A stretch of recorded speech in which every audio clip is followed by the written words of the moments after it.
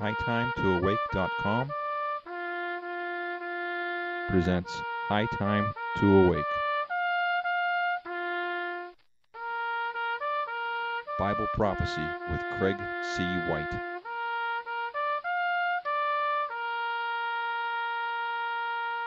Today we're going to look at the Antichrist checklist. Another amazing point is that the Antichrist is identified in Daniel chapter 11 verse 45 as building his palace on a holy hill or a holy mountain between the seas. Daniel chapter 11 verse 45 reads, "And he shall plant the tabernacles of his palace between the seas in the glorious holy mountain, yet he shall come to his end, and none shall help him."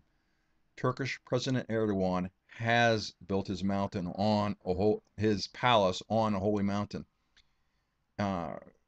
President Erdogan has built the largest palace in the world at an extreme cost to the Turkish people and against the Turkish government's wishes, and even against a couple of court orders to not build it or to stop building it.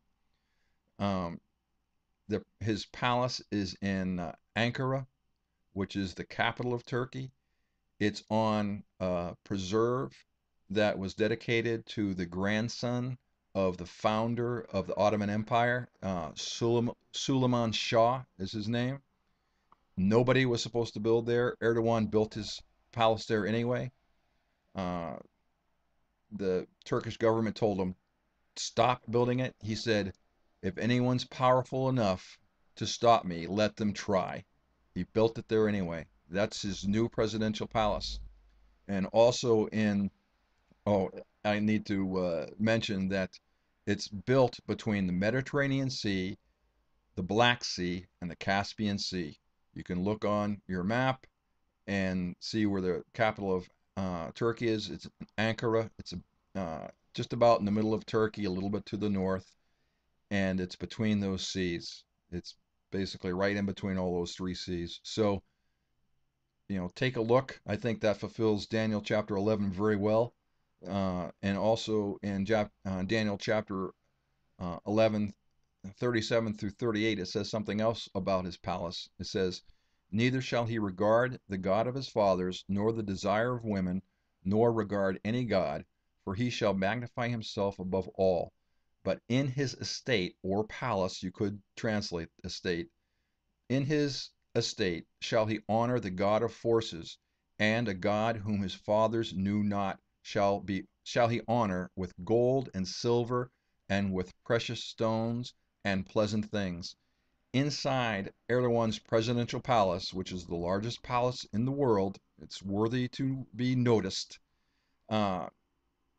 Turkish President Erdogan has dedicated his palace to the reemergence of Turkey as a world power. And inside the palace, he has Turkish soldiers dress up in Ottoman Empire era armor. And he shows them off to foreign dignitaries, and he has many other lavish things inside the palace, all dedicated to the reemergence of the Ottoman Empire. And he wants to be Sultan of the Ottoman Empire. As a matter of fact, he built, and I think it's still being built. He built I believe it's the largest mosque inside of Turkey in Istanbul, overlooking the Bosphorus towards Europe in Istanbul, and it has the tallest minarets of any mosque in Turkey, and it's dedicated to the Sultan of the Ottoman Empire. There's a small catch because there is no Ottoman Empire today, but Erdogan dreams that he will be Sultan of a revived Ottoman Empire. So he has built that mosque for himself. As a matter of fact, every sultan of the past Ottoman Empire, which went on for what, 1,500 years or something like that, 1,400, uh, had his own mosque dedicated to himself. So Erdogan's just following suit. He has dreams of being the Sultan of a revived Ottoman Empire. As a matter of fact, he has announced last November 2014 that he plans on creating a new Islamic Union. And I believe that Islamic Union is actually identified in Daniel chapter 7 as a leopard. So if we see, just like Russia is identified by a bear, this Ottoman Empire or Islamic Union will be identified by a leopard. And there's another interesting thing to keep in mind. The first piece of the puzzle to create that new Islamic Union would be to conquer Syria. And the Bible talks in Revelation talks about four nations, I believe it's what it identifies, four nations along the Euphrates. And the only four nations that are all along the Euphrates are Turkey, Syria, Iraq, and Iran. But it says that at the appointed day, they will rise up and kill a third of the men, or a third of the people, is what it really says. And I believe that that is a Turkish, Syrian, a conquered Syria with new Muslim Brotherhood leadership, Iraq and Iran. And Iraq today is already controlled by Iran, but they get together and have a war against basically all the other nations that aren't controlled by the Muslim Brotherhood in Northern Africa, in the Middle East, and in Central Asia, and kill a third of the people. So Syria is the first part of that puzzle. Those kind of that war or wars, I think, will happen during the tribulation. I think during the first half of the tribulation, that's the nation shall rise against nation, kingdom against kingdom. I think that's what it is identifying, and I think the rapture of the church could be before that. So I don't know the timing of the rapture exactly. And remember, there's a resurrection of believing Christians before the rapture, maybe just before. That's maybe part of the same event. But the resurrection and rapture could happen soon.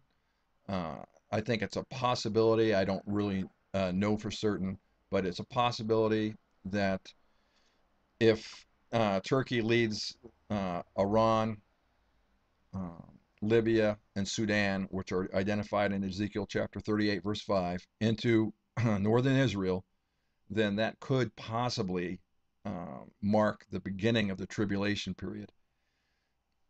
Excuse me. So that could also mark uh, a time of the rapture. Another thing to consider is that in September, a new 7-year period on the Hebrew calendar will begin. And this is the seventh 7-year period in their calendar, which God created for Israel based on the phases of the moon, based on the cycles of the moon.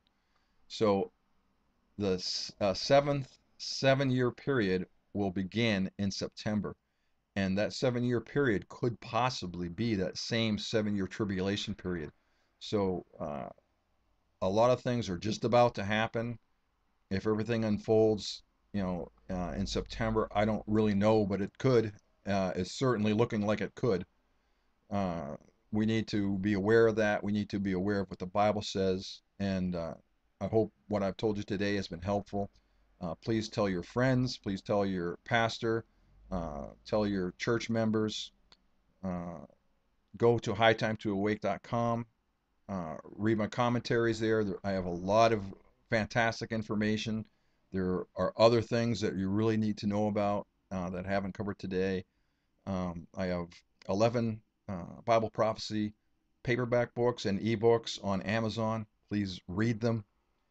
Go to my website. My commentaries are on my website. Read my commentaries on my website. We're in the end times. A lot of things are happening. I hope that we're all aware of these things, and I hope I've been helpful today. I'll talk to you soon, and I'll see you next time. Bye. To read my full commentary, go to hightimetoawake.com. You may also contact me through the website as well as check out my new book. Thanks.